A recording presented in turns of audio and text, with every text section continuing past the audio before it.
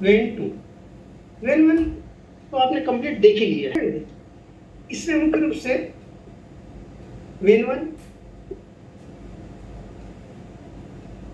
H2 और C17 ये मुख्य रूप से मिली हुई है और बराबर होता है। ये ओनली 34% है, ये 33 और ये 33%। ठीक है, ये हमें तो आप क्या देख रहे हैं कि कहीं ना कहीं मेडिसिन को सेकंड लेवल पे लाया गया। आपने क्या देखा कि मुख्य रूप से ये रेमेडी और ये रेमेडी और ये सारी की सारी रेमेडी कहीं ना कहीं मेल और फीमेल के रिप्रोडक्टिव सिस्टम या जेनेटल ऑर्गन, रीनल सिस्टम, ये दो सिस्टम, यूरिनरी सिस्टम इसको आप कह रहे हैं, ये दो सिस्टम को आसानी से कवर होते हुए और लोकलाइज डिपेंडेंट होते हुए दिखाई देते हैं। पहला जो रहता है वो मेल फीमेल,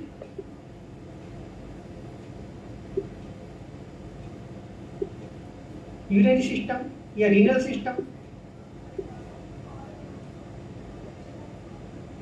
ठीक है। और दूसरा जो होता है male and female reproductive system.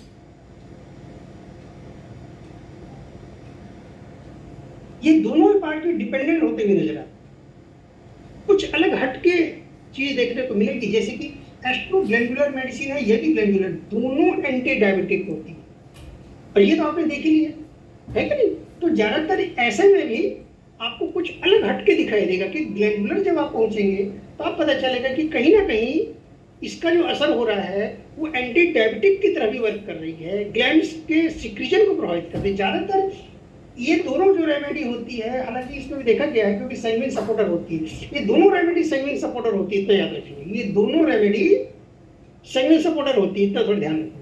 तो ज्यादातर देखा गया है कि ये स्पेशली जो मेम्ब्रेन वाला जो पार्ट होता है, म्यूकस मेम्ब्रेन वाला पार्ट, ऐसे जगह वर्क करने लगती है जो ये वेन 2 जो होती है। और इसलिए भी इसका जो वर्क होता है ज्यादातर इन्फेक्शन वाले रोगों में, यूरिन के संक्रमण हो गया है ना, जेनेटल के रोग हो गए, जेनेटल के बड़े रोग जैसे कि मान लीजिए PID वगैरह हो गया, सिफिलिस हो गया या रीनल का फंगल इन्फेक्शन वगैरह हो गया, रीनल में वाट्स वगैरह हो गए, ये अपना ये क्या रिप्रोडक्टिव सिस्टम में वाट्स वगैरह हो गया, ऐसे रोगों की तरफ ज़्यादा जाती नजर आती है क्योंकि इसका एक नेचर ज़्यादातर न्यूट्रल देखने को मिलता है। क्यों?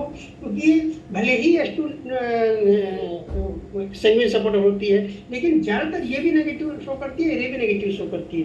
तो ये ज़्यादातर देखा गया है कि कंपाउंड मुख्य रूप से ऐसी जगह वर्क कर रहा है जहाँ पे तासीर बदल रही हो, जैसे कि मान लीजिए ब्लड और लिम्फ की जब तासीर जब चेंज होती है ऐसे में तो निश्चित रूप से मिक्स की तरफ जाता हुआ। ज़्यादातर आपने वेन 1 देखा अभी, लेकिन वेन 1 के साथ साथ आपने जब H2 और C17 को बड़े गौर से देखा तो ये यूरिन लाने वाली है, ये भी यूरिन लाने वाली है और ये भी यूरिन लाने वाली है, ये भी एंटी डायबिटिक है, ये भी एंटी डायबिटिक है, ये भी एंटी डायबिटिक है, ये भी ग्लैंडुलर है, ये भी ग्लैंडुलर है, ये भी ग्लैंडुलर है। आप क्या देख रहे हैं कि ये भी लगभग एक टाइप का नेचर, और C17 और H2 दोनों ही यूरिन लाने वाली स्पेशली ब्लेडर की मेडिसिन की तरह वर्क कर रही है, जैसे कि मटेरिया मेडिका में स्पेशली उसको मेंशन किया गया।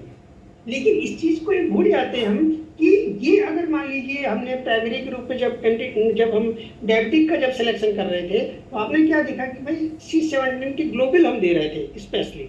आपने क्या देखा जब यूटेरस की बात चल रही थी तो C17 का वर्क वहां देख रहे थे वेन 1 के साथ। तो आप क्या देख रहे हैं कि ऑटोमेटिकली रिप्रोडक्टिव की तरफ आप जा रहे हैं, लेकिन डायबिटिक की तरफ आप देख रहे हैं तो पता चल रहा है कि ये सेगमेंट इंप्योरिटी को दूर करने वाली है। जब भी कभी एस्करफ्लोसो में ब्लड इंप्योरिटी की बात चलेगी, डायरेक्ट की बात चलेगी, सबसे पहला नाम एस्करफ्लोसो 2 का सामने आता है। तो आप क्या देख रहे हैं कि जब ब्लड की इंप्योरिटी जब सामने दूर होगी तब जाके एंटी डायबिटिक सही होगी, ये भी देखने को मिलता है। क्यों? क्योंकि जो पैंक्रियाटिक जो इंप्योरिटी आप देखने को मिल रहे हैं तो पूरी तरह पैंक्रियाज पूरी तरह सेल पूरी तरह वर्क करना बंद कर देती है। अगर इंसुलिन का प्रोडक्शन वाकई बंद हो गया है तो बंद कब होगा? जब उसकी सेल वर्क नहीं करेगी। इसका मतलब साफ होता है कि यहाँ अब ये मेडिसिन या सेकेंडरी लेवल पे आ गया है, तब हम कह सकते हैं कि हाँ। लेकिन हर बार अगर हम कहेंगे कि नहीं बीटा सेल्स की इन्फ्लेमेशन, हमेशा अगर कहेंगे तो ये सही नहीं हो सकता। तो यहाँ इस चीज साफ साफ पता चलती है कि जो भी ग्लैंड सामने आ रही है ज्यादातर इंडोक्राइन, ज्यादातर हार्मोनल, ज्यादातर सिक्रीजन, ज्यादातर हीटेड सिक्रीजन, ये ऐसे वर्क पे वर्क करते नजर आती है। ये जो रहती है इन दोनों के मेडिसिनल प्रॉपर्टी में ये अकेली भारी पड़ती है, इसमें वो गुण पाए जाते हैं, डीपली इफेक्टिव होती है, इसमें इसके भी गुण पाए जाते हैं और वेन वन में C17 के भी गुण पाए जाते हैं। तो ज्यादातर आपने क्या देखा है कि ये सैंग्विन सपोर्टेड होती है, लेकिन फिर भी मिक्स टेम्परामेंट को इन्फेक्शन वगैरह हो गया या स्किन के कोई मेजर जो प्रॉब्लम सामने आ रही, मेजर प्रॉब्लम जिसमें म्यूकस मेम्ब्रेन सम्मिलित होती है, ऐसे समय में। इसके अलावा लगभग मान के चलिए कि किडनी के कुछ रोगों में भी इसका काफ़ी अच्छा देखने को मिलता है, जैसे कि स्टोन वगैरह हो गया, ब्लैडर के रोगों में आप देखेंगे कि तो लगभग मान के चलिए कि बहुत सारे रोगों में, लेकिन स्पेशली देखा जाए तो इन दो पार्ट में इसका वर्क डिपेंडेंट होता हुआ दिखाई देता है। कुछ और हट के बात करेंगे, जैसे कि डायबिटिक हो गया, एसाइटिस वगैरह हो गया, या एपेंडिसाइटिस हो गया, इंटेस्टाइन वगैरह हो गया, ये ऐसे जो रोग हैं, टॉन्सिलाइटिस हो गया या थायराइड वगैरह हो गया, ऐसे रोगों पे भी इसका वर्क, क्योंकि ये C17 का वर्क उस पार्ट में बहुत अच्छा पड़ता है जहाँ पे C1 का जो वर्क रहता है प्राइमरी पड़ता है, ये सेकेंडरी वर्क देखने को मिलता है ना। इसका मतलब इंडोक्राइन जो चैनल होता है वो इन तीनों से बचा हुआ नहीं रहता है, मतलब इन तीनों ये डायरेक्ट ये जो वेन जो रहती है वो बहुत अच्छा प्रभावित करती है इंडोक्राइन सिस्टम, और इंडोक्राइन सिस्टम होती है। अब आपको समझ में आ गया होगा कि सैंग्विन सपोर्टर कैसे बोल रहा हूँ। तो सैंग्विन होती है, ये बात सही है, मेडिसिन इस तरीके से मिली है, लिम्फेटिक वाली भी मिली, सब मिली है, तो कहीं ना कहीं सैंग्विन से रिलेटेड जब इम्प्योरिटी जब आएगी या उससे रिलेटेड जब उसका जो नेचर बदलेगा तब इसका वर्क देखने को मिलेगा, अर्थात मिक्स पे ज़्यादा देखने को मिलेगा। कहने का मतलब ये है ना। और देखने में कैसी लग रही है, जैसे कि किसी प्रकार का जो सेकंड लेवल का जो इन्फेक्शन सामने आ रहा है उस कंडीशन। हालांकि ये आपने कई बार दिया है ये medicine, वेन-1 plus S2 plus C17 तीसरे डायरेक्शन में, दूसरे डायरेक्शन में यूरिनाना मेडिसिन के रूप में सामने आ रही है। ठीक है कि नहीं, मतलब कितना बड़ी चीज छुपी हुई है। मैं एक छोटी सी चीज बता रहा हूँ आपको, छोटी सी चीज बता रहा हूँ, समय की कमी होती है इसलिए भी पूरी एक्सप्लेन नहीं कर पा रहा हूँ मैं, ये तो पूरा इसको एक्सप्लेन करें। ठीक है, आगे बढ़ते हैं कुछ